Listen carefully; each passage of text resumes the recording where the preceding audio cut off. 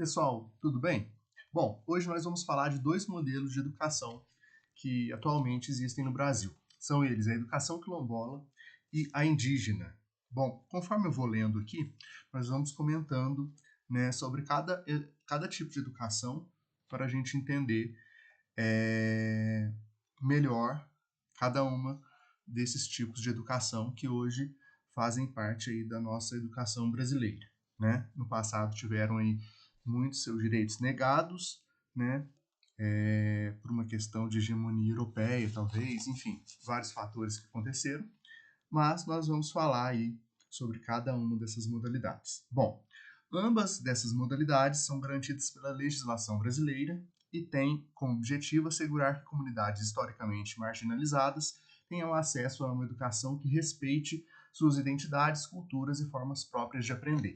Se a gente for analisar friamente lá no passado, né, cada tipo de grupo tinha sua forma de aprender. Nem sempre esse modelo formalizado aqui no Brasil, trazido aí pelos colonizadores, é o modelo, digamos assim, ideal, o modelo correto. Pelo contrário, cada civilização, cada nação tem a sua forma de aprender.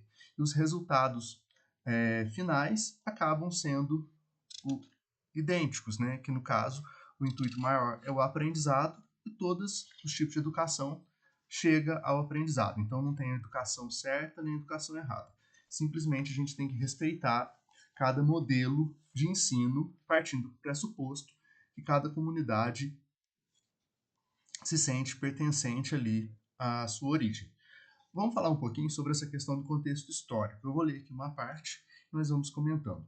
A educação indígena existe muito antes da chegada dos colonizadores. Os povos indígenas já possuíam sistemas próprios de ensino, transmitidos oralmente por meio das práticas coletivas, da convivência com os mais velhos e da relação com a natureza. Com o processo de colonização, esses povos foram obrigados a enfrentar imposições culturais e linguísticas, e por muitos anos suas formas de educar foram desvalorizadas. Apenas a partir da Constituição de 1988, a educação indígena passou a ser reconhecida como um direito, valorizando o bilinguismo, as tradições e o protagonismo das próprias comunidades. Muito bem, então vamos falar aqui, né, sobre essa questão da educação indígena. A educação indígena, muitos anos elas foram ali esquecidas, né?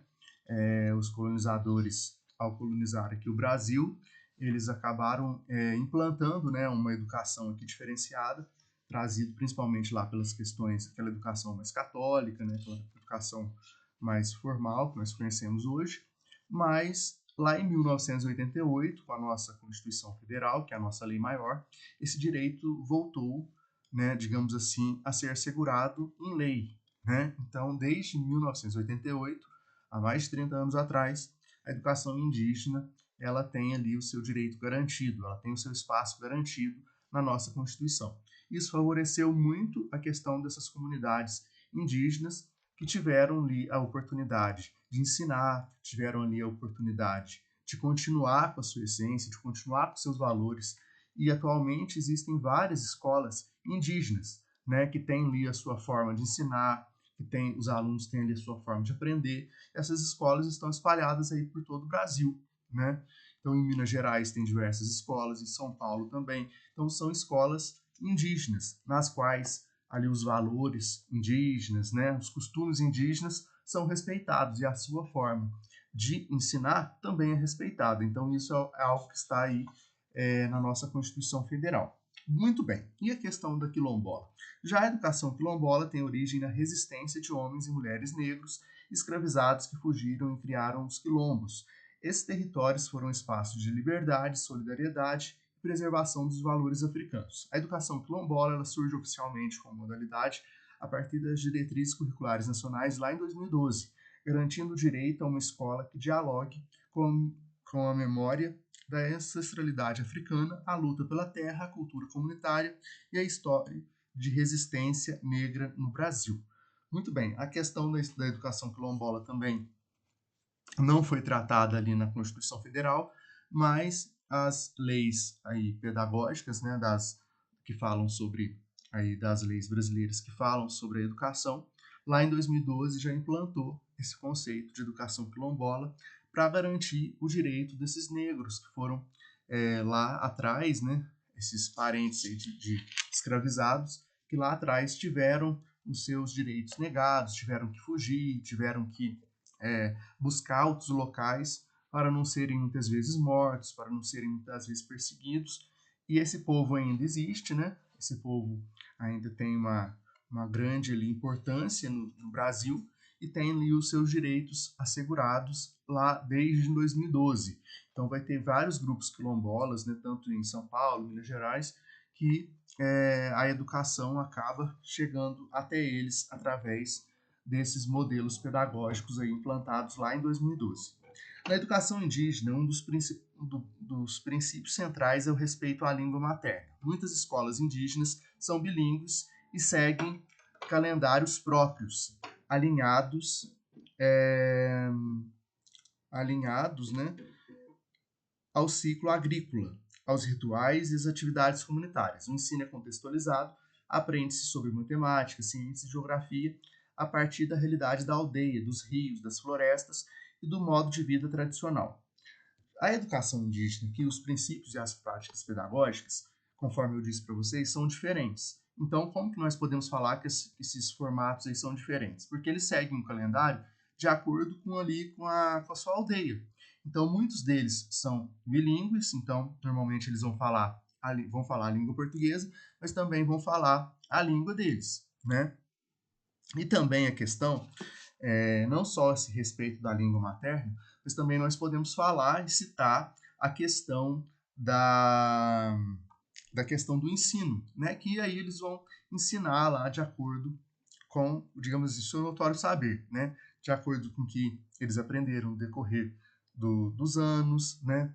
Ali vai aquela questão de respeitar os mais velhos, de ter uma hierarquia ali na aldeia. Então, tudo isso vai ser inserido para que eles possam contextualizar ali o ensino. E aí vão aprender, conforme eu disse, matemática, ciências, geografia, todas essas matérias que são ensinadas nas escolas aí comuns, né, de currículo comum, mas a partir da realidade ali do seu contexto, né, do que eles vivem ali na aldeia, vai ser ensinado a partir daquele ambiente, né, daquela situação ali, daquele social.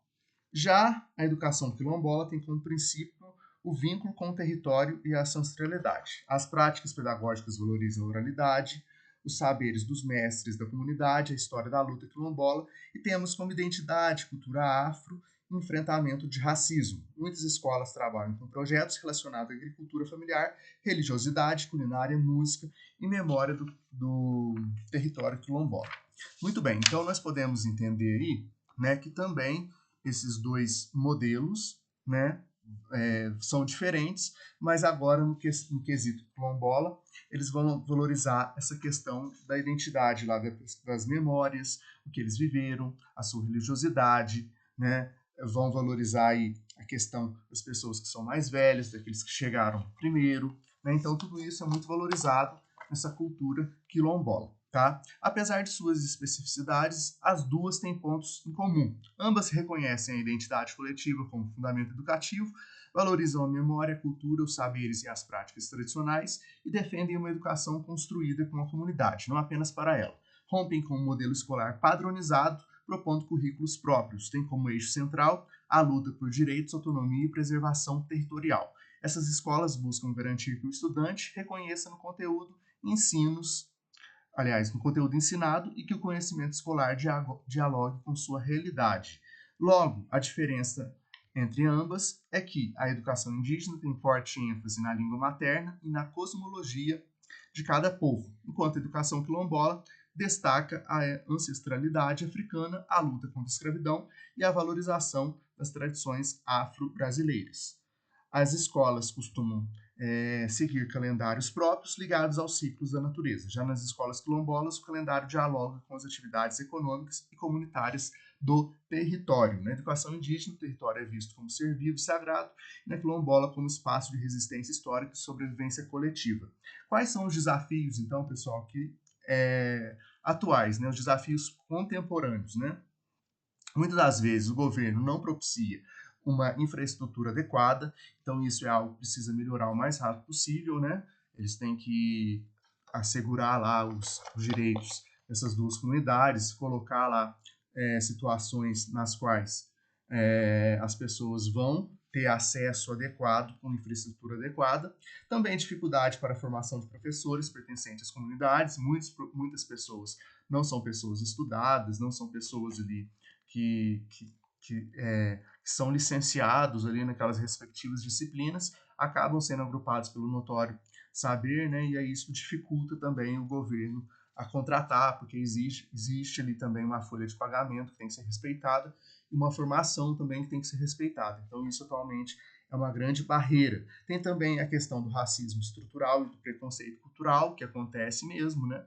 No nosso dia a dia ainda existe esse racismo, existe ainda essa questão desse preconceito cultural, de muitas pessoas entenderem que eles têm que se incluir ali com as escolas formais, não tem nada que ficar dizimando escolas, enfim, grupos, né? Então tem essa também. E a questão de disputas territoriais e ameaça a direitos já conquistados também é outro ponto que nós podemos falar. Muito bem.